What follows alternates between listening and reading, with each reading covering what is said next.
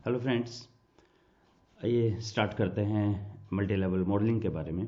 और पहला question naturally ये आएगा कि स्टार्ट कहाँ से करना है।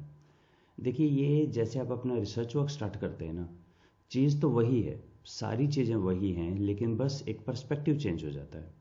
तो सबसे पहले तो ऑब्वियसली आप स्टार्ट करेंगे वेरिएबल से, लेकिन आप वेरिएबल को आप डिफरेंट लेवल पे देखेंगे। मैं एक एग्जांपल की बात करता हूँ। मेरे एक फ्रेंड हैं, उन्होंने अभी एक काम किया हैप्पीनेस के ऊपर। तो वो हैप्पीनेस इंडेक्स बना रहे हैं। तो नेचुरली हैप्पीनेस किस किस चीज़ पे डिपेंड करता है। हैप्पीनेस तो बहुत सारी बातों पे डिपेंड करता है, तो उन्होंने वो सारी ली। पर इंटरेस्टिंगली उनकी एक और ऑब्जर्वेशन थी। उन्होंने कहा कि क्यों हैप्पीनेस ऐसा नहीं हो सकता स्टेट वाइज कैसे रहे। जैसे भूटान है, भूटान एक अलग कंट्री है, लेकिन भूटान में हैप्पीनेस काफ़ी ज़्यादा है लोगों का। चाहे आपको कहीं उनका जीडीपी कम है या बाकी फैसिलिटीज़ कम हैं। तो जो मेरे फ्रेंड हैं ये देखना चाह रहे थे क्या हैप्पीनेस के ऊपर स्टेट की जीडीपी का फर्क पड़ता है। अब आइडिया तो बहुत ही अच्छा है, लेकिन कैसे करेंगे इसे। एक स्टेट से बहुत सारे पर्सन हैं, लेट से मेरे पास 5 स्टेट हैं और 5 स्टेट से 100 पर्सन ईच हैं। तो एसपीएसएस के पॉइंट ऑफ व्यू से अगर आप सोचें तो आपके पास 500 रोज आ गई हैं। हर पर्सन एक रो में जाता है। लेकिन जो स्टेट है वो पहले 100 बंदे के लिए जीडीपी तो सेम रहेगा उसका। तो यानी मैं दो लेवल पे काम कर रहा हूँ, एक इंडिविजुअल लेवल पे, एक स्टेट लेवल पे। और हर इंडिविजुअल हर स्टेट का है, एक ही स्टेट का है। तो कंसेप्ट ऑफ नेस्टिंग है यहाँ पे, बिल्कुल सर्टेनली नेस्टिंग है। तो आपको सबसे पहले तो वेरिएबल को सोचना पड़ेगा कि वेरिएबल को हमने लेना कैसे है। अकॉर्डिंगली उसका आपको रिव्यू भी लिखना पड़ेगा सेपरेट। उसकी हाइपोथेसिस भी बनेगी मल्टी लेवल की। Sample design, particularly sampling unit आप देखेंगे एक से ज़्यादा होगा। Instrument, data collection, data analysis, ये सभी कुछ एक बिल्कुल अलग हो जाता है। और मैं आपको कुछ इंटरेस्टिंग बातें बताऊं।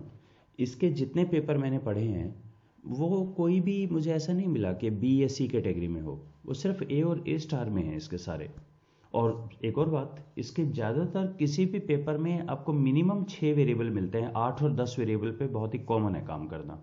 तो इसका मतलब है ये एक सच में ही हायर लेवल पे बात करेंगे हम इस पे। तो एक काम करते हैं, हम क्विकली कुछ पेपर देख लेते हैं। मैं आपको 8 पेपर दिखाता हूँ जो मैं अभी तक पढ़ पाया। तो इनका जो डायग्राम बनाना और इनका वो पावर पॉइंट में बहुत ही पेचीदा हो जाता है। तो मैंने कुछ शॉर्टकट करके उनको कॉपी पे बना के उसका पिक ले ली है। तो very sorry for my poor handwriting. तो शुरू करते हैं।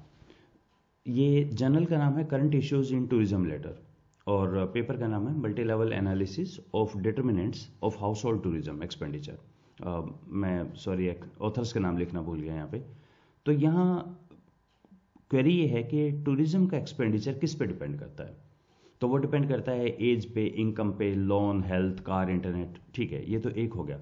एट द सेम टाइम ये कह रहे हैं कि रीजनल लेवल इनकम पे भी इसका इफेक्ट पड़ता है, रीजनल लेवल इनकम पे। और इंडस्ट्री पे भी है, आपका जो रिस्पोंडेंट है वो कौन सी इंडस्ट्री से, इसका भी इफेक्ट हो सकता है।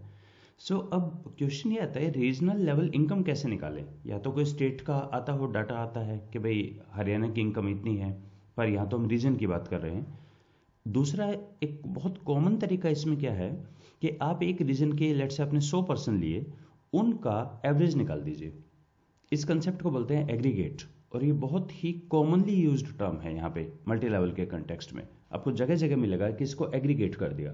तो एग्रीगेट का मतलब है, जैसे मैं कहूँ कि मुझे एक ऑर्गेनाइजेशन कल्चर निकालनी है। तो ऑर्गेनाइजेशन कल्चर कौन बताएगा? ऑर्गेनाइजेशन इंडिविजुअल ही बताएगा ना। ऑर्गेनाइजेशन नाम की तो कोई ऐसी चीज़ है नहीं कि ऑर्गेनाइजेशन बताए। आपने सीएमडी को भेज दिया, मैनेजिंग डायरेक्टर को, वो भी तो पर्सन ही है ना। तो हम उसके जगह क्या करते हैं, एक ऑर्गेनाइजेशन के बहुत सारे लोगों से डाटा लेते हैं और उनका एवरेज ले लेते हैं। वो हम बोलते हैं अच्छा ऑर्गेनाइजेशन ओवरऑल ऐसे सोचती है। तो ये हो गया लेवल 2 हमारा, रीजनल लेवल इनकम इंडस्ट्री, और ये हो गई लेवल 1। सेकंड पेपर है international journal of hospitality management, और ये है coaching and employ organisation citizenship behaviour, shortcut के लिए sorry, the role of procedural justice climate. इनका कहना है जो कोचिंग बिहेवियर है इसका इफेक्ट पड़ता है ओसीबी और टूरिज्म के ऊपर। ये हाइपोथेसिस 1 है। और कोचिंग बिहेवियर का इफेक्ट पड़ता है कंसेंट्रेसनेस के ऊपर, ये दूसरे हाइपोथेसिस 2। इन दोनों को मॉडरेट करता है प्रोसीजरल जस्टिस क्लाइमेट, दोनों के लिए हाइपोथेसिस 2A 2B होगी। अब इनकी मेथोडोलॉजी देखिए, एक ही ऑर्गेनाइजेशन से 40 मैनेजर लिए, और नहीं, एक नहीं है, सॉरी, बहुत सारी से, आई थिंक 40 ऑर्गेनाइजेशन से 40 मैनेजर लिए और अराउंड 176 एम्प्लॉय लिए। हर मैनेजर ने 3 से 10 एम्प्लॉयज़ के बारे में बताया है। अब मैपिंग देखिए कैसे करेंगे, क्या क्या पूछा गया। कोचिंग बिहेवियर पूछा गया एम्प्लॉय से। जो प्रोसीजरल जस्टिस क्लाइमेट था वो एम्प्लॉय से पूछा, लेकिन उसको एग्रीगेट किया गया है ताकि वो ग्रुप लेवल का वेरिएबल बन जाए। और जो OCB रिलेटेड 2 थे, ये मैनेजर से पूछा है हर सबॉर्डिनेट के बारे में। तो सबसे पहले तो आप एक बारी सैम्पलिंग के बारे में सोचिए और SPSS में डाटा एंट्री कैसे करेंगे इसके बारे में सोचिए। एक गोल्डन रूल जो SPSS का है, 1 row is equal to 1 person, 1 column is equal to 1 response. इसका मतलब ये हुआ कि हमने एम्प्लॉय हमारी बेसिक यूनिट है, लेवल 0 पे हमने एम्प्लॉय लिया ना, तो एम्प्लॉय का डाटा डालेंगे। तो पहले तो एम्प्लॉय का नाम या नंबर आ गया, नंबर 1। फिर डाला कोचिंग बिहेवियर की लेट से 3 5 जितने भी स्टेटमेंट है वो डाली हमने। फिर एम्प्लॉय से पूछा प्रोसीजरल जस्टिस के बारे में, 3 4 5 स्टेटमेंट है वो डाली हमने। फिर मैनेजर से पूछा हर एम्प्लॉय के बारे में, तो मैनेजर से पूछा हाँ अब ये पहले पर्सन के बारे में बताइए, उसका अल्ट्रुइज्म और ये कैसा है। फिर दूसरे पर्सन से वही मैनेजर, तो इसका मतलब रो वही चलती रहेगी, पर हर मैनेजर के पास 3 से 10 एम्प्लॉय थे। तो जैसे 10 एम्प्लॉय थे, उन 10 एम्प्लॉय के लिए हम एग्रीगेट कर देंगे PJC का, प्रोसीजरल जस्टिस क्लाइमेट का, और वो हमारा बन गया ग्रुप लेवल का बिहेवियर। यानी हर मैनेजर हमारा यहाँ पे ग्रुप हो गया। हर मैनेजर के लिए 40 है ना, तो 40 ग्रुप बनेंगे। तो 40 ग्रुप कैसे बने हमारे, किसी के पास 3 है तो उन 3 का कर दिया, 10 है तो 10 का कर दिया, 5 है तो 5 का एवरेज कर दिया, एग्रीगेट कर दिया, और ये बन गया मेरा लेवल 2 वेरिएबल। तो अब ये काम कर रहे हैं और इन्होंने एज, जेंडर, एक्सपीरियंस इनको लिया है कंट्रोल वेरिएबल। तो सबसे पहले तो यहाँ पे सैम्पलिंग यूनिट अलग अलग हो गई है, एम्प्लॉय से भी पूछा जा रहा है और मैनेजर से भी पूछा जा रहा है। और ये काफ़ी कॉमन है, मैनेजर से इनके बारे में पूछे और एम्प्लॉय जो बता रहा है बिहेवियर वो मैनेजर का ही तो बता रहा है, और PJC जो ऑर्गेनाइजेशन की है, जो मैनेजर क्रिएट कर रहे हैं, तो ये इनसे एम्प्लॉय से भी पूछा जा रहा है और मैनेजर से भी। तो पहली चीज़ तो वो जो थे ना कॉमन मेथड बायसनेस वगैरह, वो दूर हो गए, एंडोजेनेटिक प्रॉब्लम्स ये दूर हो जाती है यहाँ पे। तो इसमें कई सारी चीज़ें ऑटोमेटिकली आपकी सेटल डाउन होती जाएंगी, और इसके बाद जब आप वापस देखते हैं ना, तो चीज़ें लगता है कि अरे ये क्या कर रहे थे, हम लेवल 1 पे ही खाली काम कर रहे थे। इसके एक बहुत ही फेमस कोटेशन है, once you start looking at the hierarchies और nesting, then you see it everywhere. तब आपको हर जगह समझ आता है। इसलिए मैंने वो कहा था कि what is the truth, 6 blind people and the elephant. आपको ज़्यादा बेहतर से समझ आएगा कि हम अच्छा कैसे करें, इन्होंने कैसे किया है काम। कि नेक्स्ट पेपर देखते हैं, ह्यूमन रिसोर्स मैनेजमेंट जनरल है। पेपर का टाइटल है को workers voice climate and effective commitment towards the team. तो यहाँ 2 लेवल हैं, एक तो है लीडर मेंबर एक्सचेंज, एक है टीम मेंबर एक्सचेंज, और एक है इफेक्टिव कमिटमेंट, और दूसरा है को वर्कर वॉइस क्लाइमेट जो कि एग्रीगेट किया गया है। अच्छा, ये आई होप आप समझ गए चीज़ें। लेवल 1 से भरवाई जाएंगी, लेवल 2 के लिए, 3 के लिए ज़्यादातर हम एग्रीगेट करेंगे। रूल नहीं है कि हमेशा ऐसा करेंगे, कॉमन प्रैक्टिस है, ऐसा करते हैं। तो पहली हाइपोथेसिस इनकी है कि कोवर्कर वॉइस क्लाइमेट का इफेक्ट पड़ता है टीम मेंबर एक्सचेंज के ऊपर, ये इन्होंने अपनी थ्योरी दे दी। सेकंड है टीम मेंबर एक्सचेंज का फर्क पड़ता है इफेक्टिव कमिटमेंट के ऊपर, और ये जो रिलेशन है ये मॉडरेट होता है लीडर मेंबर एक्सचेंज से, LMX से। तो 4 वेरिएबल तो ये हो गए, और 3 वेरिएबल हैं एज, जेंडर, टेन्योर, ये कंट्रोल वेरिएबल है। लेवल 1, लेवल 2 का जो डाटा है भरवाया जाएगा एम्प्लॉय से, पर यहाँ एग्रीगेट किया जा रहा है इसे। Okay, next paper HRM human resource management के अंदर है, wellbeing oriented HRM practices and employ performance. बहुत ही सीधा सा, 4 वेरिएबल और बहुत सारी हाइपोथेसिस। डाटा कलेक्ट किया गया है 2 सिटीज से, 16 बैंक से, 62 ब्रांचेस हैं। तो हर ब्रांच का एक ब्रांच मैनेजर हो गया, और हर ब्रांच के अंदर कई एम्प्लॉय हैं, 561 एम्प्लॉयज़ हैं। ग्रुपिंग जो हम करेंगे, अच्छे जो टर्म मैं बोल रहा हूँ ग्रुपिंग, कई बुक्स में इसको क्लस्टर लिखा हुआ है कि क्लस्टरिंग जो है, ग्रुपिंग जो है, लेवल जो है वो हमारे ब्रांच लेवल पे किया गया है। तो हम डाटा कलेक्ट करेंगे इंडिविजुअल पे और कुछ डाटा होगा हमारा ब्रांच लेवल पे। हर ब्रांच में एक मैनेजर है, ब्रांच मैनेजर। 62 मैनेजर्स हो गए 62 ब्रांचेस के, और हर मैनेजर के पास कई कई एम्प्लॉय हैं। किसी के पास 3 हो सकते हैं, 5 हो सकते हैं। यहाँ पे ये भी कई बार हम अपने प्रोटोकॉल्स डिफाइन कर लेते हैं कि मिनिमम 3 या 5 तो होंगे एक मैनेजर के पास। एक मैनेजर के पास एक एम्प्लॉय ऐसे हम नहीं लेंगे। तो 561 एम्प्लॉयज़ हैं, 2 सिटी हैं, 16 बैंक है जिससे लिया गया है। ओके, यानी रफली एक बैंक की 4 ब्रांच भी हो सकती हैं, कम ज़्यादा भी। एक HLM का बहुत बड़ा एडवांटेज ये रहता है, HLM के अंदर आपको डाटा एग्जैक्टली सेम हो ऐसा नहीं रिक्वायरमेंट है। ना तो इस पे मिसिंग वैल्यूज का इफेक्ट आता, ना इसमें डाटा का सारा सेम हो उसका भी कोई इफेक्ट नहीं आता। बहुत ही शानदार प्रोसीजर्स हैं ये। Age, gender, number of hours working, ये कंट्रोल वेरिएबल है। कैसे भरवाया डाटा। वेलबींग ओरिएंटेड HRM, ये एम्प्लॉय से लिया डाटा। अच्छा, इनके स्टैंडर्ड स्केल होते हैं। इसका पेपर इतना सीधा एक फिक्स होता है प्रोसीजर का, पहले ये लिखो फिर ये लिखो।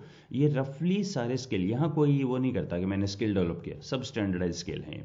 वेलबींग ओरिएंटेड HRM इन्होंने लिया। इसका इफेक्ट पड़ता है सोशल क्लाइमेट के ऊपर। सोशल क्लाइमेट का इफेक्ट पड़ता है एम्प्लॉय रेजिलियंस के ऊपर, और उसका इफेक्ट पड़ता है परफॉर्मेंस पे। At the same time wellbeing oriented HRM का इफेक्ट है एम्प्लॉय रेजिलियंस पे, और सोशल क्लाइमेट का इफेक्ट है एम्प्लॉय परफॉर्मेंस पे। तो 4 हाइपोथेसिस है। पहला हो गया कि वेलबींग HRM का इफेक्ट है सोशल क्लाइमेट पे, हाइपोथेसिस नंबर 1। सेकंड हाइपोथेसिस है social climate mediates the relation of wellbeing और एम्प्लॉय रेजिलियंस। तो ये H2 3 जगह आपको दिखा मिलेगा। तो ये जो वेलबींग से सोशल क्लाइमेट, इससे रेजिलियंस, ये सोशल क्लाइमेट इनको मीडिएट कर रहा है इस रिलेशन को। ये हो गई सेकंड हाइपोथेसिस। थर्ड हाइपोथेसिस है एम्प्लॉय रेजिलियंस का इफेक्ट है परफॉर्मेंस के ऊपर, और फोर्थ हाइपोथेसिस है एम्प्लॉय रेजिलियंस मीडिएट करती है सोशल क्लाइमेट और एम्प्लॉय परफॉर्मेंस को। अब इसमें 2 वेरिएबल, एम्प्लॉय रेजिलियंस एम्प्लॉय बता रहा है, एम्प्लॉय परफॉर्मेंस ये मैनेजर बता रहा है हर एम्प्लॉय के बारे में। डाटा एंट्री साथ साथ चलते रहेगी। डाटा एंट्री कैसे करेंगे, बेसिक यूनिट है हमारी इंडिविजुअल, तो इंडिविजुअल के बारे में करेंगे।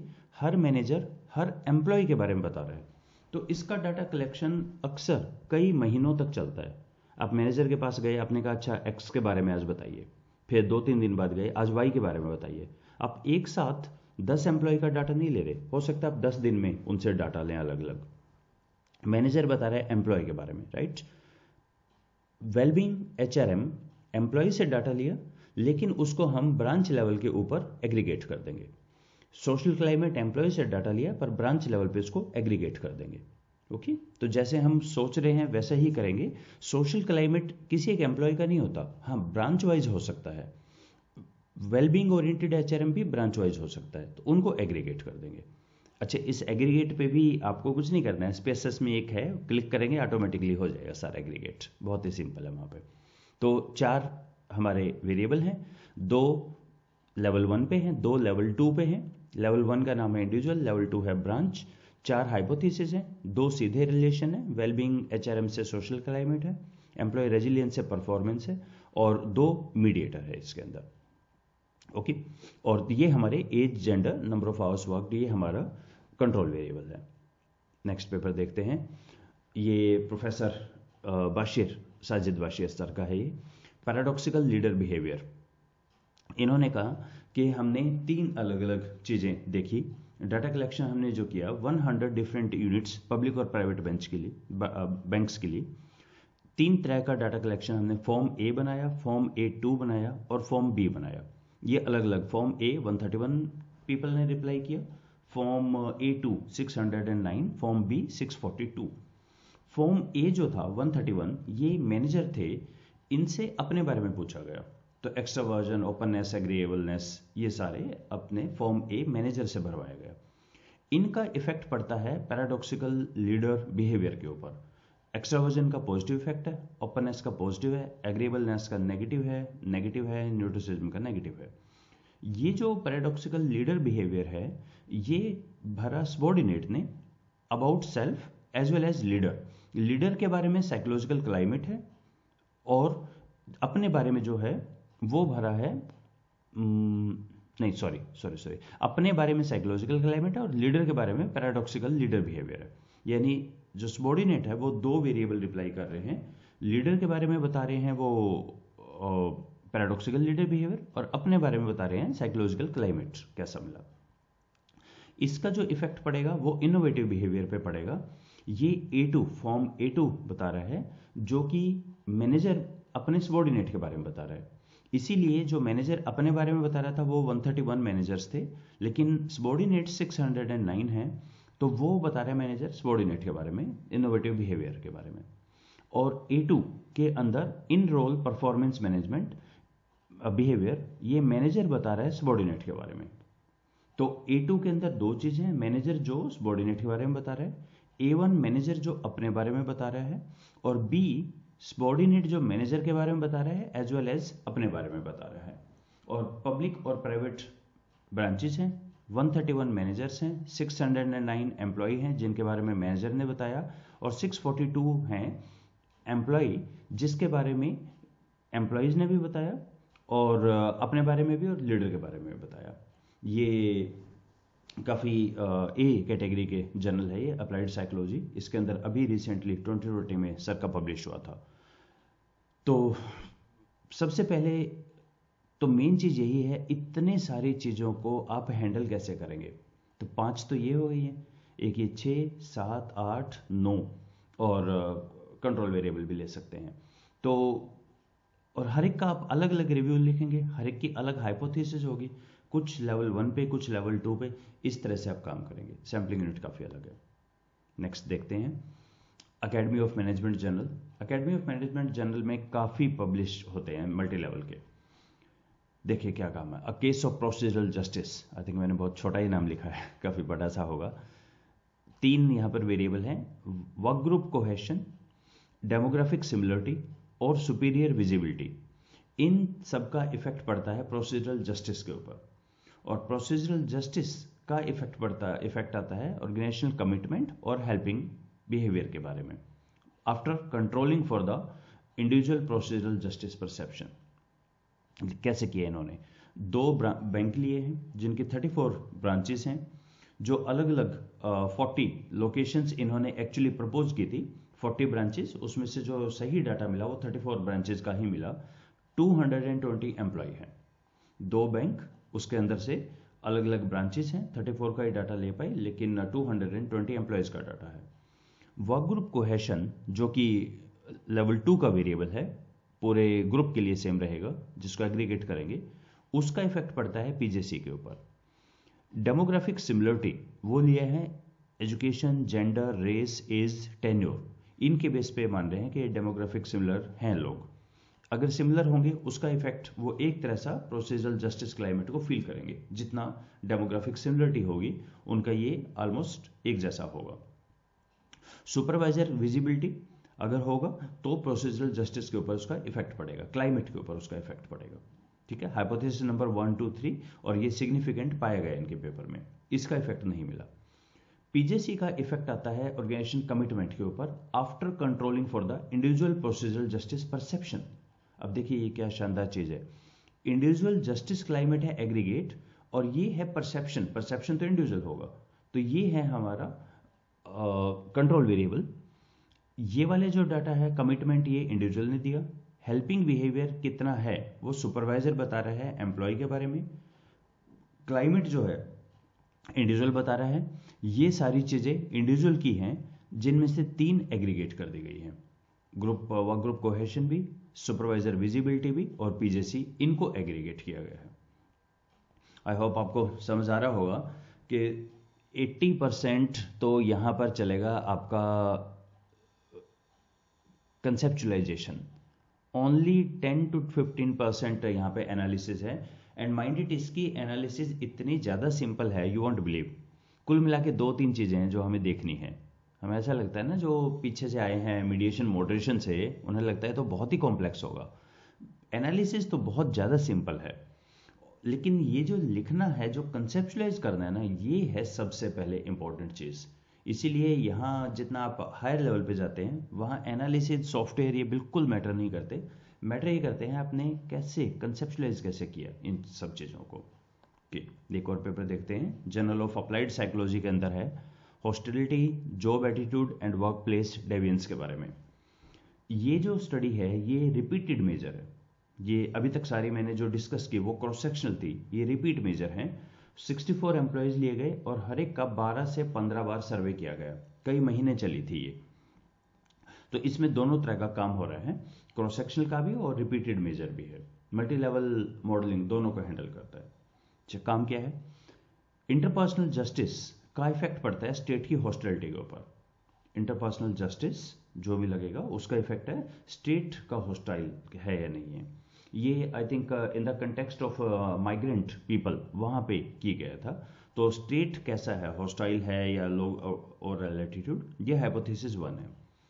इंटरपर्सनल जस्टिस का इफेक्ट पड़ेगा जॉब सेटिस्फैक्शन के ऊपर, और स्टेट हॉस्टिलिटी का भी इफेक्ट पड़ेगा जॉब सेटिस्फैक्शन के ऊपर, जिसका इफेक्ट पड़ेगा वर्क प्लेस डेविएंस के ऊपर। फिर इंटरपर्सनल का H6 ये भी है, यानी ये मीडिएटर है। जॉब सेटिस्फैक्शन इंटरपर्सनल जस्टिस और वर्क प्लेस डेविएंस का मीडिएटर है। जॉब सेटिस्फैक्शन स्टेट हॉस्टिलिटी और वर्क प्लेस डेविएंस का भी मीडिएटर है। फाइनली इंटरपर्सनल जस्टिस और स्टेट हॉस्टिलिटी का जो रिलेशन है that is moderated by the trait hostility. Okay, कैसे लिया गया ये सारा, कैसे मेजर किया गया?